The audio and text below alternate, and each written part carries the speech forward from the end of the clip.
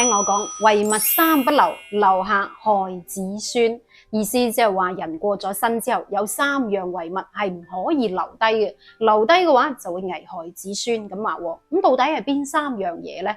其實人生苦短，都不過係3萬幾日嘅啫，匆匆幾十年，最終嘅歸宿都只要化作一抔黃土。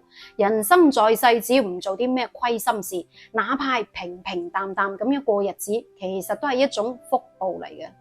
但係如果壞事陰質事做得多嘅話，咁就有惡報咯，甚至仲有可能會因為自己嘅罪行影響到子女。例如話老一輩人犯罪啊，就影響到仔女冇得考公等等嘅嘢。所以話為老不尊真係會教壞子孫。咁老一輩人亦都總結出一句俗語：遺物三不留，留下害子孫。睇下你屋企有冇，有嘅話及時處理佢啦。咁第一樣就係同親戚親人之間嘅恩怨矛盾唔好留。親戚係同我哋有血緣關係嘅人，除咗嗰幾位直係親屬之外，咁親戚就係我哋至親噶咯。佢哋係老一輩嘅人嘅手足同胞，係上一輩嘅人和差比分出嚟噶嘛。但係以前老一輩嘅人可能會因為某啲瓜葛啊、誤會啊、矛盾啊、兄弟不和等等噼里啪啦嘅嘢，多年嚟積積埋埋，搞到老死不相往來。有冇咁樣嘅情況呢？呢一種情況喺以前老一輩係好常見嘅。其實睇翻又真係冇咩深仇大恨，亦都唔係十冤九仇，都係因為一啲雞毛蒜皮嘅事引起嘅。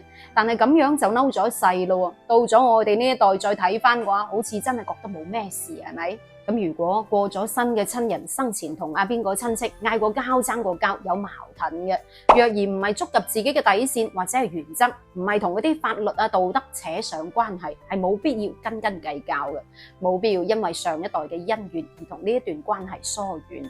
而作為老人呢，亦都冇必要將呢一份恩怨矛盾保留住，傳俾下一代，冇意義。正所謂冤冤相報何時了呢？係咪？人仲在生嘅時候冇化解到呢啲愛恨情仇，其實都係一種遺憾嚟嘅。所以話喺老人過身之後，作為佢嘅子女啊、後代，就應該要幫逝者了卻呢一份心結啦。等嗰啲恩怨啊、愛恨情仇嘅嘢跟埋逝者走，你話啱唔啱啊？咁至於第二樣，睇下你有冇咯，就係同隔籬鄰舍爭過交、拗過頸，有個紛爭矛盾嘅，就唔好留啦。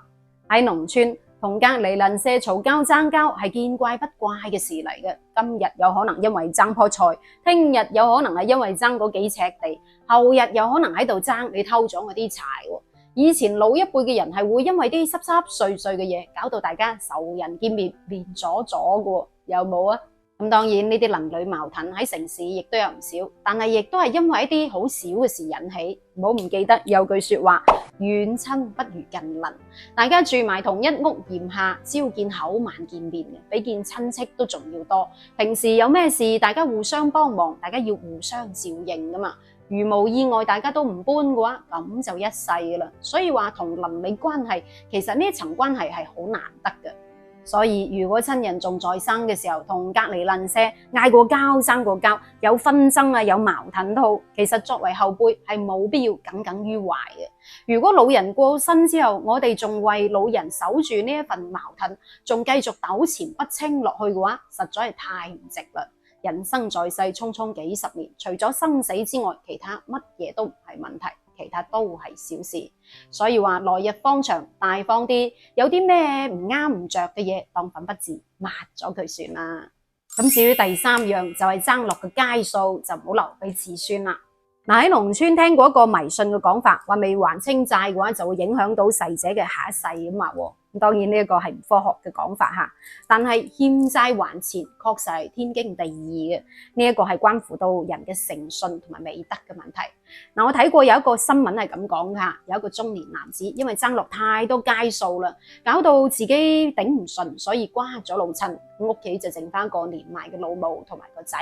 但係佢個仔咧就好孝順吓，安葬完佢嘅父親之後咧，就竟然主動去揾債主還晒啲債。嗱，呢一個係關乎到誠信同埋人品嘅問題啦。不過仲聽過有句說話叫做人死債消，即係話人瓜咗老襯之後，呢啲債就唔使還噶啦。但係其實無論係從道德定係法律嚟講，呢一句說話都唔成立嘅，因為人過咗身之後留低嘅債務就要由繼承人去還，如果冇繼承人嘅話，就由遺產去還。咁其實還債係一種道義嚟嘅，唔單止係維繫呢個社會秩序，仲係維繫人際關係嘅一環。咁親人之間嘅債務可能出於親情嘅原因，就話唔使還啫。但係外邊爭落嗰啲街數就唔好不了了之咯。如果親人仲在生嘅時候差落一啲債務，作為佢嘅仔女，好應該係要去承擔先啱，或者去協調下。咁一方面其實係對逝者最後嘅尊重，亦都係佢最後嘅體面。而另一方面係體現到呢個家庭良好嘅價值觀、道德觀，傳開去都好聽啲啦，係咪？嗱，呢一個就係老一輩人講嘅遺物三不留。你話留低係咪危害子孫咧嚇？咁其實親人過身之後有啲乜嘢係值得留低嘅咧？係房產、係產業，定係一個可觀嘅存款咧？呢啲都係虛嘅，呢啲都係帶唔走嘅嘢，終有一日會耗盡。記住，父母在人生上有來處，父母不在，人生只剩下歸途。其實父母就係一塊好大嘅福田，孝順父母，善待親人，對佢哋好，先至可以令到我哋擁有福報。好啦，到最後輪到你發揮下，你有冇同親戚啊、鄰居啊嘈過交，搞到老死不相往來嘅咧吓？你又點睇人死債消呢4個字呢？留言分享下，我哋下一期再見，拜拜。